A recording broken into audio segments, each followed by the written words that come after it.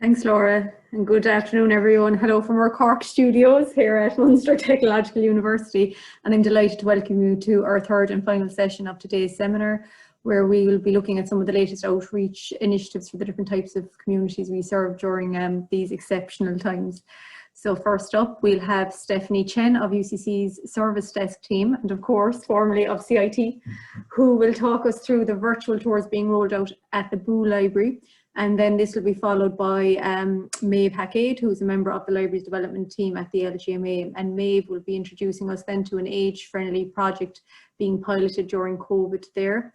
So again, you'll have a few minutes at the end of the second presentation then to ask the presenter some questions. So without further ado, I will hand you over to Stephanie. Great, thank you, Jean. So I'll just share my screen now.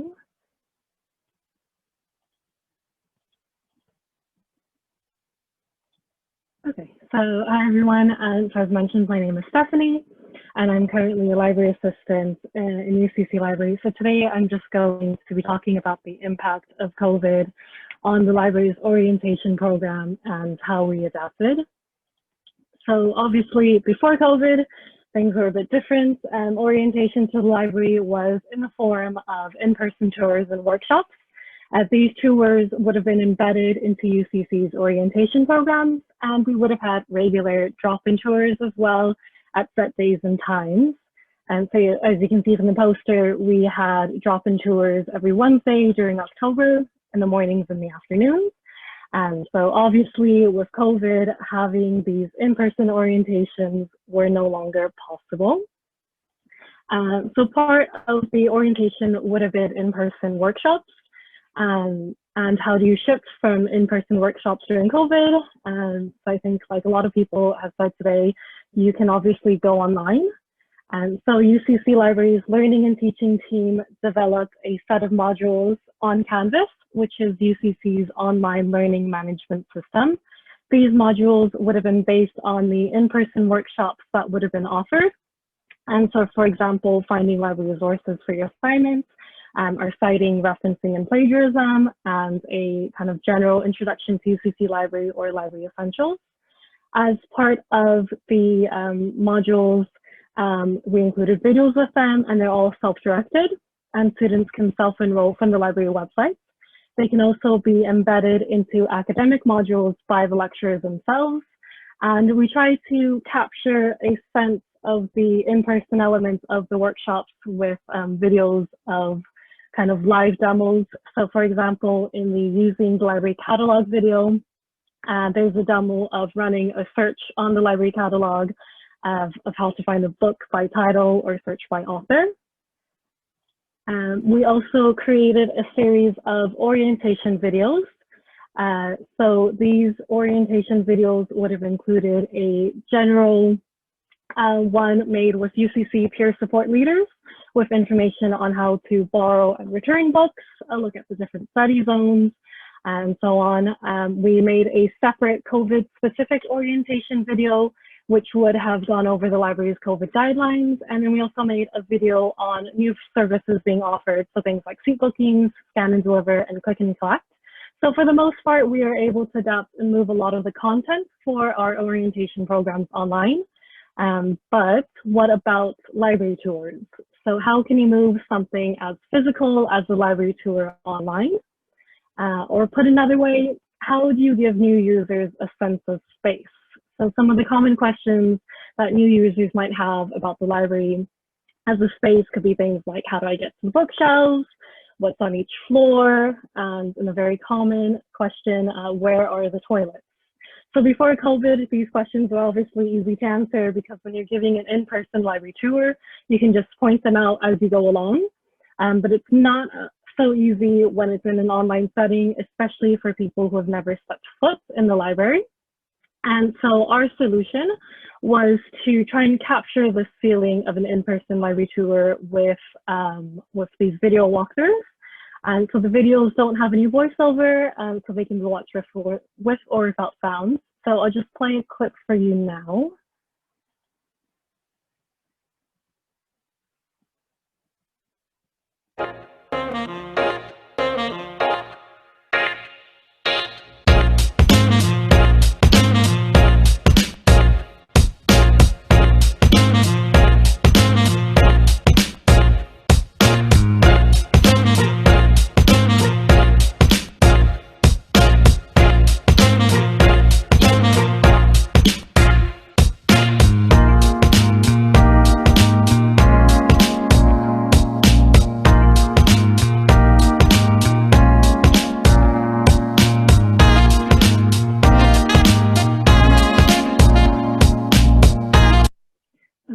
hopefully that played okay. So as you can see, the videos are exactly what they say they are. They're literally videos of me walking around the library with the camera, and then I added text afterwards to highlight the key bits of what's on each different floor.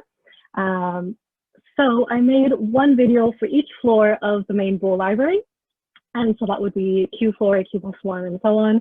And the Q comes from quad or query, which is what UCC Library was built on. And then I made a separate one for UCC's Health Sciences Library, which is Brookfield Library. These videos were divided up into sections just to make it easier for people. So if someone just wanted to know what's on one floor of the library, they don't have to watch the entire video. And it was also to ensure that all the videos were under 4 minutes. They were then uploaded onto YouTube and Instagram. So we uploaded them onto YouTube, again, just to make it easier for people, as there's no need to sign in to watch them. You can easily watch them on your phone, and we can embed them onto different websites. I decided to upload them separately onto Instagram, again, just to make it easier, because unlike Facebook and Twitter, it's not easy to link out on Instagram. And so it was just to save people from having to jump to a different platform. So we tried to promote and include the videos in as many places as possible. So for example, they are embedded in the library's Canvas page, and they are also embedded on the library's floor plans online. So I think this works particularly nice together because you can kind of see the floor plan and then refer to the video if you need more information. And so just some of the benefits that I found of having a video walkthrough, they're all short and to the point. Again, they're all under 4 minutes. It offers a chance to show the entire floor of the library, whereas in an in-person tour, you might only have time to show a section. It's available 24/7 to everyone. And so this was really important because it allows us to continue providing a service to users during COVID. So since we can't be there in person to show someone around, we can always direct users to these videos if anyone's looking for help. And it's also reusable. So I tried to make sure not to include any COVID specific things in the videos. You might see some signage, but I made a point not to highlight any of them. And then as far as engagement and feedback goes, so the videos were posted in November of 2020, and since then we've had total views just under 3,000. The videos are also included as part of UCC's Autism and Uni Toolkit, and the feedback from them has been very positive. And they've said that it's a great way for students to familiarize themselves with the library, and it makes coming in an overall less daunting experience. We've also had positive feedback from UCC's first year orientation team, who have said that they think this will be a very useful resource for incoming students. And then the last bit is just this nice little comment from Instagram, and they're both from the same person. It just says, "Love this, now I'll never be lost," which I think really highlights what we're trying to do with the videos. So just as some final thoughts, if you're worried about lack of experience, that's okay. So I actually don't have any filming or editing experience, and I initially started small. So what I did was I filmed short little clips just using my phone of things like how to return books, how to collect books from Click and Collect, and then just general walk-arounds of a reading room before we reopened. You don't also need any fancy equipment. Like I just used a old point and shoot camera that I already had, but you can just as easily do these on a smartphone. There are also free video editors out there. So I used a program called Lightworks to edit the video walkthroughs. There is a little bit of a learning curve, especially if you don't have any experience, but there's loads of resources out there, such as YouTube videos and dedicated forums. And then editing will always take longer than you think. So if you're going to be on a schedule, be sure to budget extra time in. And then just as a kind of final thought, if you're thinking of doing something similar, I'd say definitely do. So even though these videos are in a university context, I think it's completely applicable to all types of libraries. I think it's a great way to connect with your community as well, especially when physical library buildings are closed. So I just want to say thank you everyone for tuning in. If you have any questions, feel free to get in touch. My contact details are there on the slide. again, Stephanie. Bang on time, thank you. Very creative and really considering the inclusivity part as well. So we'll keep an eye on any questions coming through in the chat there during Meadhbh's presentation. I'll hand you over to Meadhbh, and the title of Meadhbh's talk is Age-Friendly Ireland and Libraries Ireland, Library eServices Peer-to-Peer Mentoring Pilot.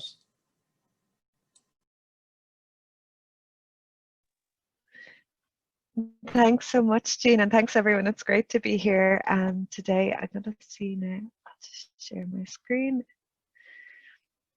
So hopefully you can see the slide there. So as Jean mentioned, I'm a member of the Libraries Development Team with the LGMA, and I'll be talking today about this project with a peer-to-peer element focused on helping older people to access the library online. So it was a pilot project with a partnership between Age-Friendly Ireland, Libraries Ireland and Kildare Libraries, and we'll mention very quickly the national rollout of the programme through the public libraries also. So during the pandemic, as always, it's been a top priority to make the public library resources available to all, and that's really what the project has been about.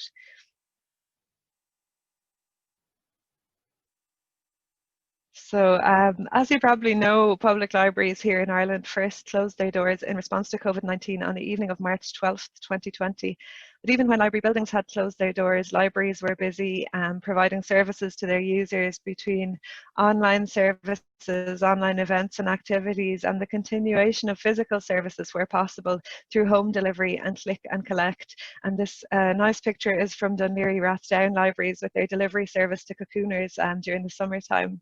So many public libraries moved their existing services to online platforms in response to the COVID-19 lockdowns. And this slide is just a quick shout out to all the public libraries around the country and the hardworking and innovative and inspiring library staff. I'd love to have time to talk more about some of these amazing events and community projects that were led by library staff in response to the pandemic, but maybe get a little flavour just from the visual there. So there was a huge increase in new library memberships and use of the online resources in the context even of the first lockdown. And we saw over 30,000 new members joining the public libraries already in March 2020. That's compared to just about 17,000 in March 2019. And here you can see these statistics also show a huge increase year on year, comparing 2019 and 2020 in usage of the online services. For example, that 151% increase in new users of BorrowBox, the ebook and e-audio book platform. And so in the context of this discovery of the e-library and e-resources and explosion in use, it was crucial, of course, to find ways of intervening where people could be in danger of being left behind. And that brings us to this pilot partnership between Age-Friendly and Libraries Ireland. So we collaborated with Age-Friendly Ireland to pilot this peer-to-peer training program. And we delivered train the trainer sessions first over Zoom last summer to empower older people to facilitate one-to-one online training sessions showing other people, other older people, how to access the library services online. So the pilot was developed initially with 4 local authorities, Meath, Limerick, Fingal and Louth. And we had members of the Older People's Council, the OPC, in each of these 4 authorities taking part in the training. And the training covered communication tips, including tips on how to use Zoom for people who are new to it, and also how to join the library online and how to download and use the BorrowBox app to borrow ebooks and audiobooks. And older people who completed these training sessions went on to become mentors and led one-to-one tutoring sessions with other older people over Zoom. So it was really nice while this peer-to-peer stage was happening. We had expressions of interest in the programme from some library authorities, and this is when an age-friendly champion in Kildare Libraries, Evelyn Cooley, got in touch to express interest in Kildare Libraries becoming involved, and that led to the second part of the pilot. So this was with Kildare Libraries, and this time it was Kildare Library staff who took part in an online train the trainer session again to become mentors to deliver the remote tutoring then to older people. And this was coordinated by the AgeFriendly champion in Kildare Libraries, Evelyn Cooley, and also Lynn Earls, another member of staff in Kildare Libraries, who was looking after the eServices clinics there in Kildare. And in this case, the training was really condensed and had a different emphasis because the library staff, of course, were very familiar with BorrowBox and introducing people to online services. So there was more of a focus here on supporting the remote tutoring process and communication skills, considering the needs of older people also. So all mentors, whether they were part of the peer-to-peer or the library staff stage, were directed to online supports, including Age Actions Getting Started Kit, which is great. It's made up of 7 how-to guides supporting older people to learn, use and be confident using smartphones and apps. And there are also video tutorials and illustrated step-by-step user guides on librariesireland.ie. And very comprehensive training materials were designed specifically for this pilot to support the remote tutoring sessions. And library staff, of course, then in Kildare had their own resources locally too, in addition to what was available nationally and designed for the pilot. So for the online tutoring, it kind of worked like this. The mentor first would make contact by email, introduce themselves and explain a little bit about how the tutoring would work.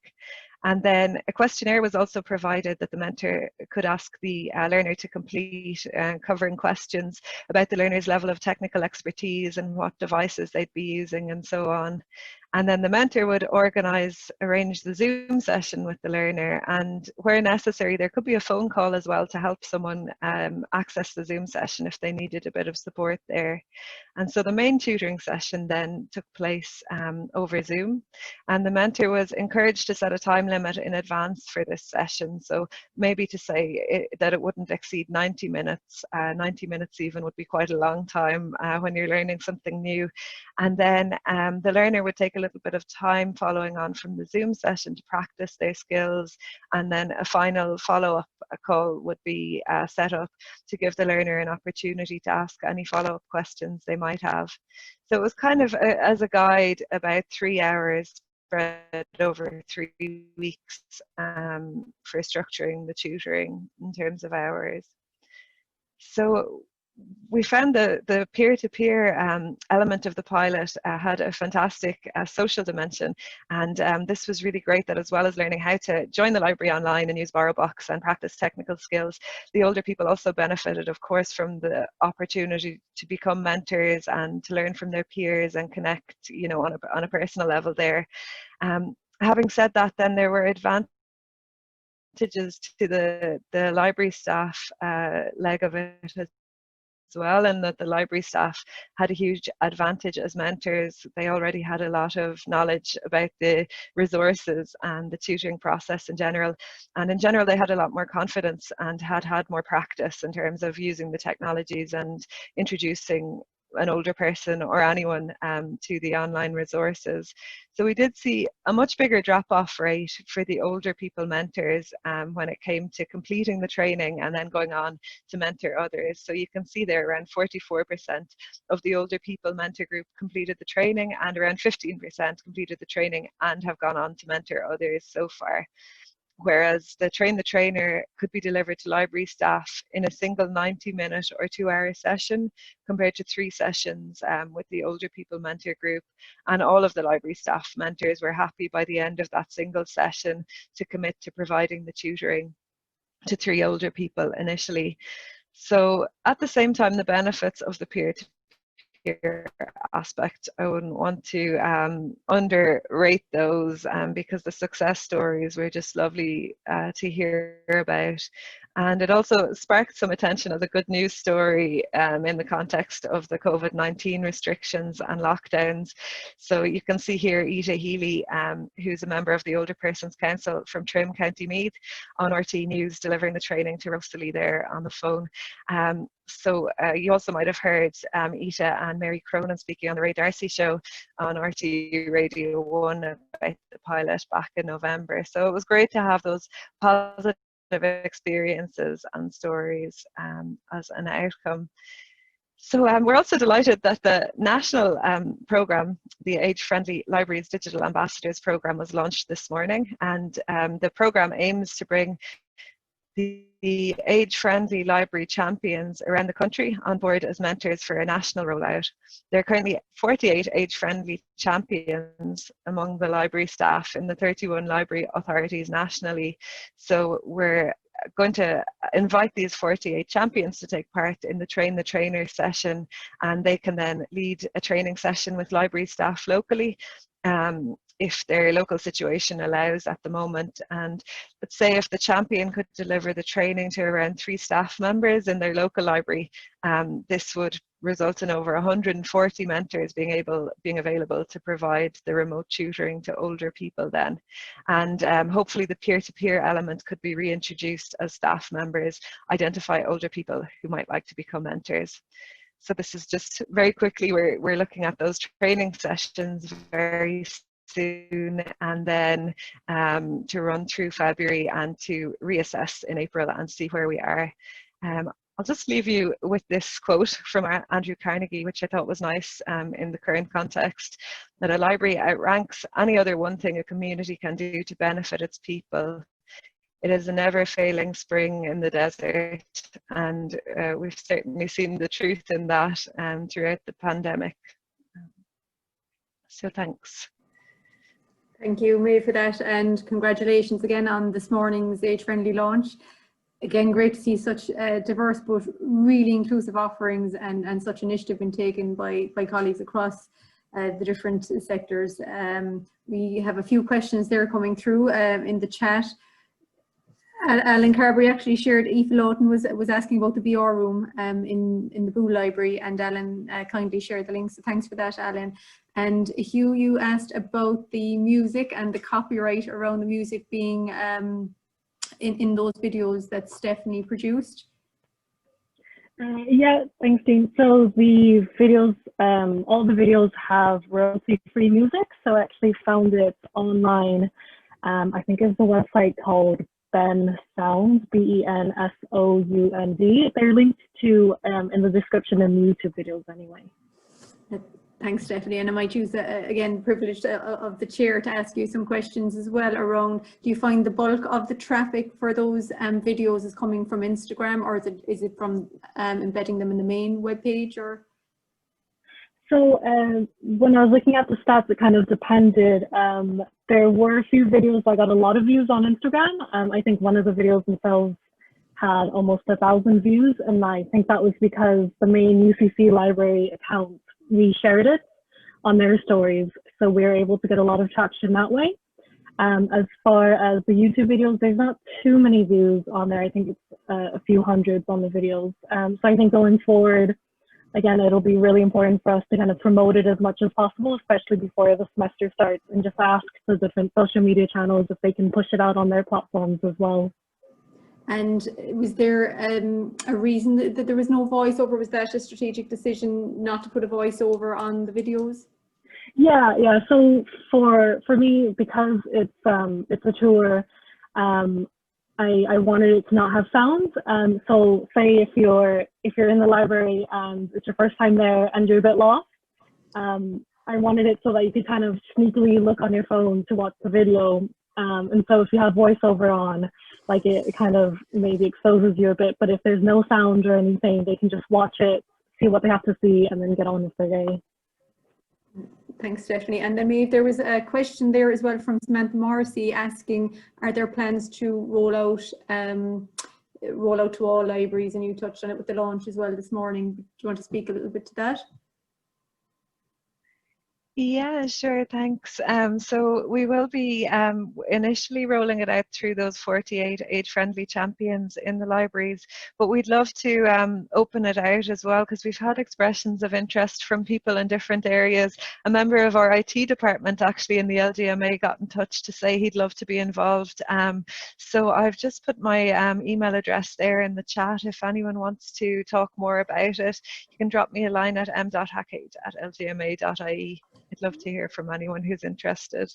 That's great. Thanks, May. Thanks for sharing that, and thanks to both yourself and Stephanie, and to all our presenters again. And if there's no other questions, what I'll do is I'll hand you over to Lorna Dodd, who is the new Associate Library Director at UCD, who is going to give us a summary of our learnings from today. And thanks, Stephanie shared the link there as well to the royalty-free music, so thanks for sharing that again. Over to you, Lorna. Thanks, Jean. So I've been asked to just do a summary today, and I've been furiously scribbling down notes as we go along. So bear with me if I look down at my screen, and let's just hope I can read my own writing as we go. I'm struck by just the breadth and the depth of the content and the amount of information and all the stories we've heard today. But I think that a few major themes did emerge around reflection, collaboration, innovation, and overcoming challenges. And this morning, both Jane and Professor Nolan talked about what we've lost during this pandemic, both as professionals and as colleagues. And I really thought that many of the people who spoke today articulated the real impact of that in their lived experiences while trying to kind of work through the past 10 months. Jane and Philip both also talked about the importance of reflecting on the past year and finding a way to be able to capture, preserve, and remember it as we move forward. One of the other things that really I thought jumped out was the central role that libraries play. It was a theme that really resonated throughout the day. And I think it was Jane who described us as anchors in our organisations, talking about the vital role that we play in our communities. And I thought that this was really well illustrated by Brendan and Gethin from the HSE, where the work that they did had a direct impact on patient outcomes in terms of COVID. And I thought that was really powerful. But also by the stories we heard from Kildare Public Libraries and the LGMA, supporting some of the most vulnerable people in our communities. Innovation and ingenuity in how we have adapted to our new reality was another striking theme I thought today. And this was really well demonstrated too by the TRD team in Maynooth, the shift to using online tools in Kildare Public Libraries, and the range of new virtual services like LGMA in the HSE, discussions around using OERs, and the virtual tours in UCC. But placing the user at the heart of what we do and a real commitment to customer service really came through strongly as well. And all the talks today had users at the heart of what we do, and many of the posters also describing a reimagining of our services and adding value, not just kind of continuing to deliver services that we were. Things like library cafes, space management in Athlone. And I did see, and I'm going to steal from my colleague Alan Carby, I did see him mention in the comments that the talks today really illustrate how, as a profession, we continue to push forward providing really exceptional services despite really challenging situations that we face. And I thought this was really well demonstrated, particularly in the monumental task of delivering a new LMS in the middle of a pandemic in Maynooth. I was very struck and actually a little bit terrified by Philip Bloom's observation that we are quite likely to experience these kind of challenges again throughout our professional lives, which makes the learning we take from today and capturing our experience even more important. But I think it was Laura said earlier on during the poster session, we have really managed to thrive under these circumstances, which have been just exceptionally difficult. And I think that gives us a really positive and wonderful platform to move forward and build on. So I've also been asked just to let you all know that organisers will be in touch about gathering feedback, and the recordings of today will be sent to everyone who's registered. And before we finish up, I just want to say a few thank yous.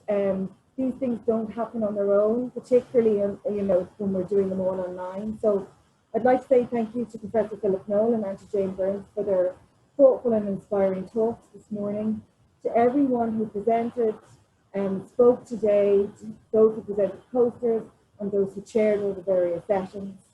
A big thank you to Laura Connaughton, Catherine Gallagher and Eva Horland for judging the posters, and to Alan Parbury, Marion Higgins, Aoife Lawton and Hugh Murphy for their work in reviewing the submissions and putting our programme together.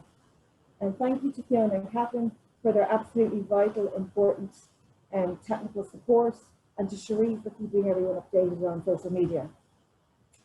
I'd like to say a really big thank you to Cathal and his team in Maynooth for choosing to undertake to run another one of these seminars. It's something that we all benefit from and very much appreciated by all of us across the sector. A very big thank you to Elaine Dean, who without her supreme organisational talents, none of this I'm sure would have happened. And finally, just a very, very big thank you to everyone for attending today, for contributing and sharing your experiences.